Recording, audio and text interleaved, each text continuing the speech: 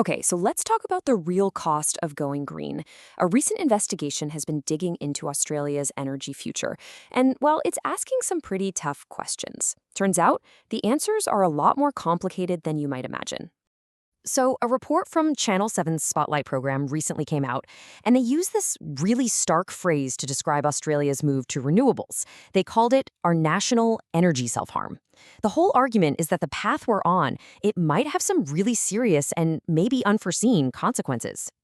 So that's what we're going to do in this explainer. We're going to break down the key claims from that report. We're literally going to follow the supply chain journey they lay out, from mines in Africa all the way to projects right here at home, to really get a handle on the case they're trying to make. All right, first up, the report dives into the dream itself. You know the one. A clean, totally green energy grid for Australia, all powered by wind and solar. I mean, it's the vision most of us can get behind, right? But this investigation, it wastes no time in starting to question the reality of actually making that dream happen. And from there, the investigation takes us all the way to Africa. And this is where it argues that the raw materials for this green dream, they come at a huge human cost. And honestly, according to the report, this is where the story gets really, really confronting. Okay, so on the one hand, you've got this awesome clean tech goal, thousands and thousands of these massive batteries to store all that wind and solar power. But the report immediately hits you with a crucial question. Where does the main ingredient for these batteries, cobalt, actually come from? And they have a name for it. The report calls it blood cobalt. That's the term they use for the cobalt mined in the Congo. The documentary claims it's dug up under what they call medieval conditions. I mean, that creates a massive disconnect, right, between our clean energy here in Australia and where the key ingredients are actually coming from. And then there's this. A really central and, frankly, disturbing claim in the documentary is the widespread use of child labor. It highlights children, many of them not even 10 years old, forced to work in these incredibly dangerous, unregulated mines. Also, countries like ours can build out their renewable grids. It's a lot to take in. So the crucial point the report is trying to make is that this isn't just, a one-off bad situation. They're saying it's a systemic problem of exploitation. For instance, they point to a huge, catastrophic mine collapse at a place called Shabara. And they describe this unbelievable situation where a mining company apparently bought the land right out from under a village, forcing every single person there, including kids, to mine for them. Okay, so beyond the really heavy human cost, the report then shifts gears to the environmental impact. And they look at it both overseas and right here in Australia. The core argument, this so-called green transition might not be nearly as clean as the name makes it sound. To make its case, the report points to some pretty specific environmental disasters. So besides that mine collapse in the Congo we talked about, it highlights a dam bursting in Zambia's copper belt.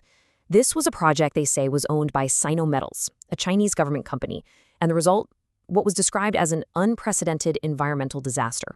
And then, bringing it back home to Australia, the sheer scale of this rollout is a huge focus. The report, citing government figures, says we need, get this, 10,000 kilometres of new transmission lines crisscrossing the country, all just to connect the new renewable projects to the grid. And to really put that scale into perspective, the report makes this incredible claim.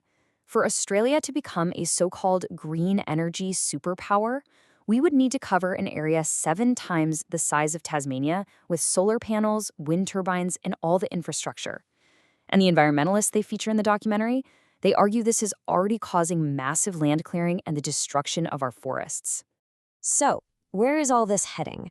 Well, the report then makes the argument that pretty much all roads in this new energy economy, from those mines in Africa to the batteries being installed in Australia, they all lead back to one single country. And this right here, this is the central economic argument of the whole documentary. It basically claims that Australian policy and our tax dollars aren't just building a new energy grid for us, they're also directly financially benefiting China and its state-controlled companies. The investigation breaks it down into this 5-step process to show what it claims is China's complete control over the supply chain. Right, so you've got control over the extraction, the mining of raw materials, then dominance in processing them, then they're the ones manufacturing the final products. And the chain doesn't stop there. It extends to actually owning energy projects here in Australia, which the report alleges are then subsidized by you and me, the Australian taxpayer. And to back this all up, the report gives a pretty stark example. A $100 million mega battery down in South Australia. They say it's owned by a company identified as a Chinese state enterprise.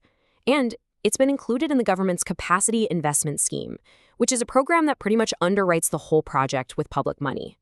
So you can see how all of this is building towards the report's final, really critical point about Australia's future.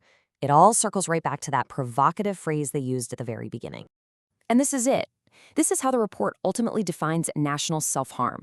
It's basically the sum of all its parts, right? The human cost in the Congo, the environmental damage here and overseas, and this growing economic dependency on a single foreign power.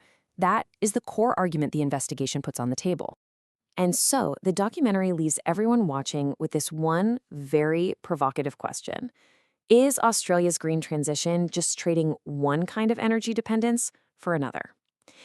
It's a super complex problem. There are definitely no easy answers, and it's a really crucial question for all of us in the years ahead.